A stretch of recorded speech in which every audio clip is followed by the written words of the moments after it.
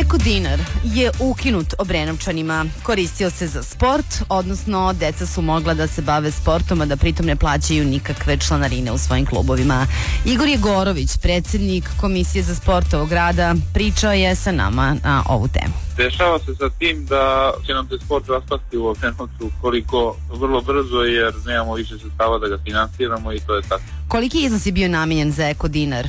Mi smo imali 50 miliona koje smo koristili za program besplatnog treninga, još 50 miliona će ukupno 100 miliona, drugih 50 miliona smo koristili za besplatno zimovanje letne za djecu od 4. razreda i oni su bez nekog obrazloženja normalnog, da tako kažem, samo nas obvestili da više nemamo ta sredstva, da ih ne možemo koristiti. Znači, objašnjenja zašto je ukinut Eko dinar u stvari nema? Gradonačelnik je rekao da mu je ministar financija dao naredbu, sugestiju ili šta već, da ta sredstva može samo grad kao lokalna samouprava podeljivati, da ne možemo mi jer nismo uopšte deo lokalne samouprave, tako da sad u praksi bi grad trebalo da napravi takav projekat.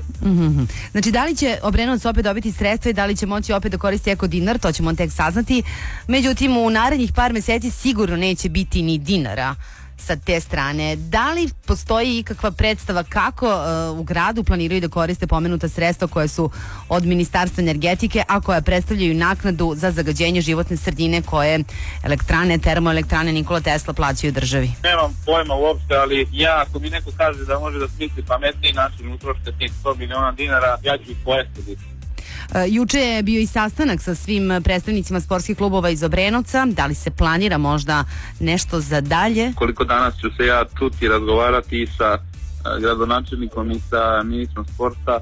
Sačekat ćemo nekoliko dana da vidimo šta će nam odgovoriti i na koji način će nam izaći u susret. Nakon toga ćemo verovatno napraviti neki protest, ali nismo još odlučili velika. U ovom trenutku retko gde možete u Obrenovcu vidjeti klince da se igraju, čuti loptu, čuti dečju graju.